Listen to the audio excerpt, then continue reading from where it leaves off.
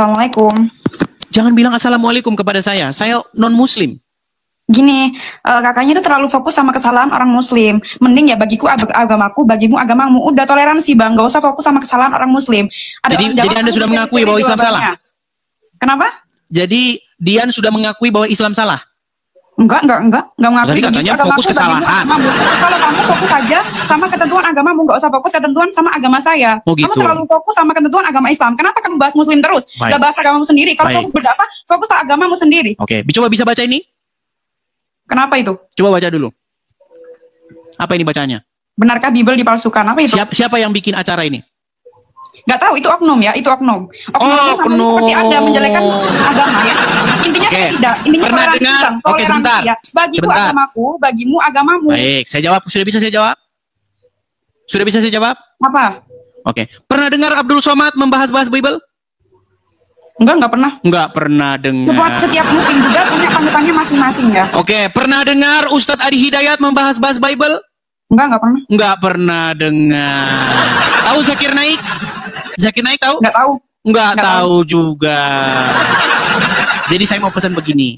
Kalau selama ini tontonanmu di TikTok itu goyang sideboard begini, kasih donat. Atau selama ini tontonanmu di TikTok itu tentang acara Raffi Ahmad takut makan rambutan, ya memang kamu tidak tahu apa yang terjadi di tengah-tengah masyarakat. Begini Dian ya, kenapa saya membahas agama Islam? Nih dengerin, satu-satunya agama di Indonesia ini yang dia itu kerjanya bahas agama orang lain itu cuma agama Islam. Enggak, pengetahuan saya. Dan saya nggak pernah bahas agama lain untuk membaguskan agama saya sendiri. Iya, karena kamu tidak tahu apa yang ada di tengah-tengah masyarakat. Ya udah, kakaknya fokus aja sama agama kakak. Terus bagaimana dengan orang-orang Islam yang membahas-bahas agama Kristen? Ya udah, biarin aja itu. Terus saya sedang menjawab mereka kok dibiarin saja. Tadi kata-kata kakak aja, bagaimana seorang Muslim yang berbuat ini? Ya udah, itu individunya masing-masing. Mau agama. Jadi saya nggak boleh jawab.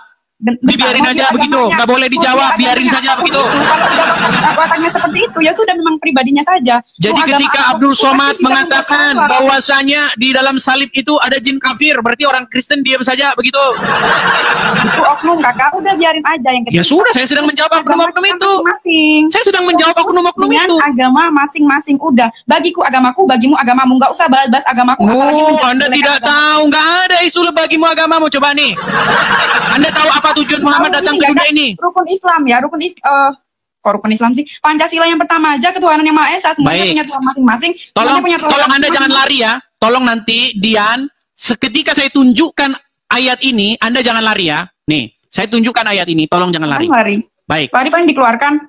Saya tidak akan mengeluarkan Anda. Coba, Anda baca ini. Silakan. Silakan. Coba Anda baca.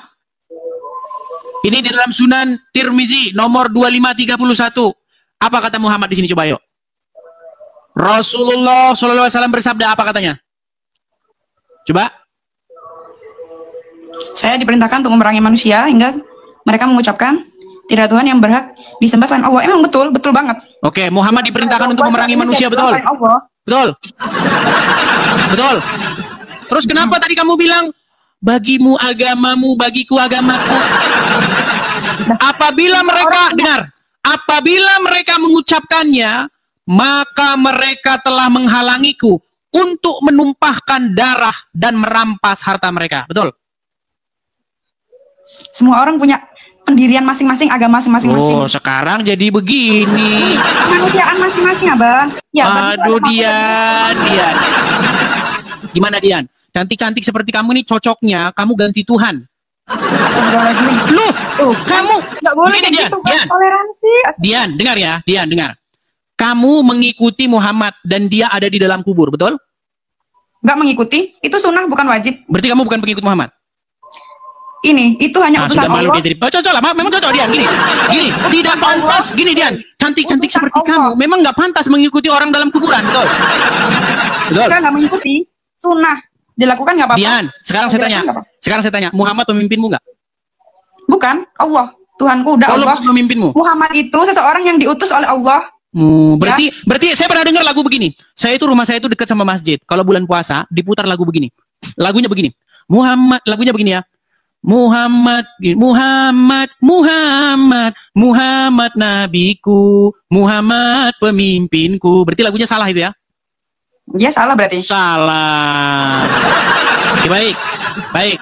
Sekarang sebagai seorang muslim, jangan dimatikan kameranya, Dian. Jangan. Gini, Dian, gini. Kalau kita mau bicara secara logis, sebagai seorang muslim, wajib nggak kamu itu menjadikan Muhammad sebagai suri tauladan? Wajib. Wajib. Muhammad Suri tauladan ya? Ya, suri tauladan. Ya, artinya apapun yang diperbuat Muhammad itu merupakan contoh-contoh yang baik. Betul? Betul. Di dalam sebuah hadis, Muhammad menikahi anak di bawah umur, tahu?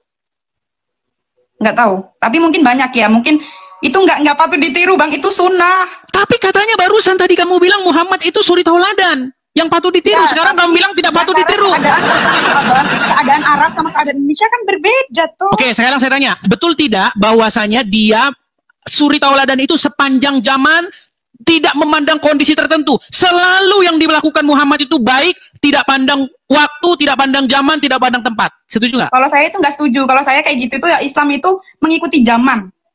Berarti tidak cocok lagi Muhammad dijadikan suri tauladan? Dalam hal-hal tertentu. Kalau Anda nggak punya duit terus Anda mau poligami lagi mana? Loh, di dalam Al-Quran, laki-laki muslim itu berhak boleh mencari-cari istri dengan hartanya. Boleh asal dia mampu. Iya, kalau berarti, ya contoh nih Dian, gini Dian. Saya muslim nih, saya ustadz nih. Oke? Saya jalan-jalan ke puncak, ketemu sama kamu. Dengan uang yang saya punya, bisa nggak saya jadikan kamu sebagai istri saya lagi? Kalau saya nggak gampangan, nggak mau. Bukan, saya menurut ajaran agama Islam, dengan uang yang saya punya, saya bisa mencari istri-istri kemana saja saya mau. Tergantung wanitanya, kalau saya sih nggak mau. Bukan, aduh ini nggak nyambung ini si Dian ini. Gini loh, sayanya boleh nggak di dalam agama Islam itu mencari istri-istri dengan uang saya? Tergantung Anda, kalau Anda mau, ya terserah Anda. Bukan, ajaran agama Islam membolehkan itu nggak? Enggak. Waduh, saya tunjukkan ayatnya gimana? Mau saya tunjukkan ayatnya? Ya, silakan. Baik, saya tunjukkan ayatnya. Aduh, sayang ini. Si Dian ini cantik-cantik tidak mengerti ajaran Islam. Aduh, sayang sekali nih, teman-teman. Sebentar ya. Nih. Ampun, Bang itu Pakar. ada di dalam surat An-Nisa. Sebentar ya. Kita bukakan surat An-Nisa. Bentar, An-Nisa 24 ya. Bentar. Kita tunjukkan ayatnya. Luar biasa ini Anda ini tidak mengerti ajaran agama Islam. Ampun, Bang Pakar.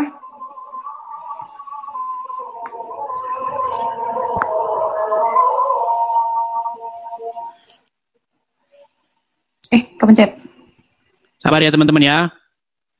HP saya agak sedikit lemot.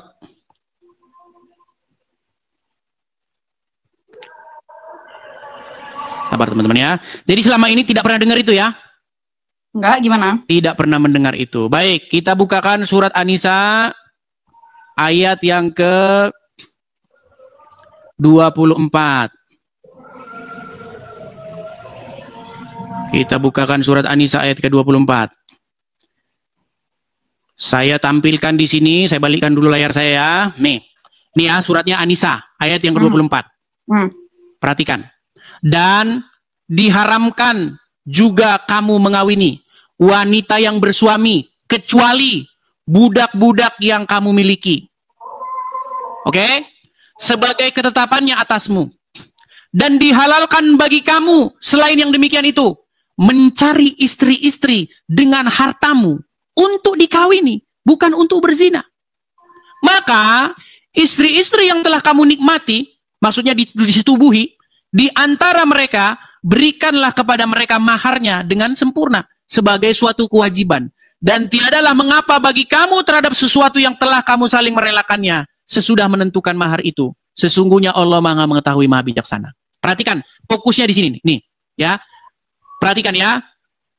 Dan dihalalkan bagi kamu selain yang demikian itu mencari istri-istri dengan hartamu. Jadi seorang laki-laki muslim dengan harta yang mereka miliki Boleh nggak mereka mencari istri-istri? Boleh. Boleh. Ini kan terserah orangnya, kalau dia punya duit nggak apa-apa. Iya makanya, ini bukan masalah itu, tapi boleh kan? Boleh. Boleh kan? Tapi aku nggak mau. Nah masalahnya karena kamu tidak mau mengikuti ajaran Al-Quran. Padahal, biasa aja. loh begini Dian, gini. Saya tahu di dalam hati nuranimu, kamu nggak mau diperlakukan seperti itu. Menurut ajaran agama Islam, boleh nggak perempuan tuh dikasari, istri itu dipukul, boleh nggak? Nggak boleh. Boleh, gimana? Boleh, ada ayatnya. Ada ayatnya di mana seorang suami itu boleh memukul istrinya. Mau saya tunjukkan ayatnya? Nggak usah. Oke, gini, makanya maksud saya begini. Salah satu diskusi lintas agama ini, Dian, kita itu memperbandingkan Injil dengan Al-Quran. Ajaran Muhammad dengan ajaran Yesus. Iya, di dalam Injil. Tapi abang terlalu fokus ngejelekin Islamnya tuh. Aku yang nggak terima itunya. Saya nggak jelekin, Dian. Saya hanya mengatakan apa yang... Dian, saya nggak menjelekkan. Saya mengatakan apa yang tertulis di dalam literatur Islam. Muhammad menikahi anak di bawah umur, namanya Aisyah. Kamu tadi nggak setuju bahwa Muhammad itu suri toladan sepanjang zaman? Enggak, dalam beberapa hal mungkin iya. Dalam hal yang kayak gitu, aku kurang setuju sih. Iya, berarti Muhammad nggak sempurna kan? Nggak ada manusia sempurna. Iya. Coba di dalam Al-Quran, siapa manusia yang suci? Nggak ada yang suci. Lu ada ayatnya dalam Al-Quran. Satu-satunya manusia yang suci di dalam Al-Quran itu adalah Isa. Emang iya? Di dalam Quran, surat Maryam, ayat yang ke-19. Ketika Maryam, ada sosok yang ruhana, ruhnya Allah yang telah menjelma menjadi manusia di hadapan Maryam berkata, Innama ana rasulul li ahaba laki gulaman zakiyat. Tahu nggak artinya apa? Enggak, apaan? Sesungguhnya saya ini utusan Tuhanmu untuk memberikan kepadamu seorang anak laki-laki yang suci. Jadi yang suci itu menurut Al-Quran adalah Isa. Emang iya? Makanya dia belajar agama Islam. Contoh nih, contoh. Yesus tidak pernah di dalam hidupnya membawa-bawa golok, membawa-bawa pengikutnya untuk menjarah. Nggak pernah ada. Muhammad, Anda tahu berapa kali dia melakukan peperangan? Anda tahu ghanimah, harta rampasan perang? Itu bukannya untuk ini ya, berperang melawan kebatilan ya? Berperang melawan kebatilan, apakah dengan cara mengambil harta mereka? Nggak tahu, kalau mengambilnya nggak tahu. No, Abdul Somad itu pernah menghitung harta rampasan perang yang didapat oleh Muhammad. Anda tahu berapa jumlahnya? Tapi kan itu juga buat rakyat-rakyatnya. Buat rakyatnya dari mana? Emang dimakan sendiri.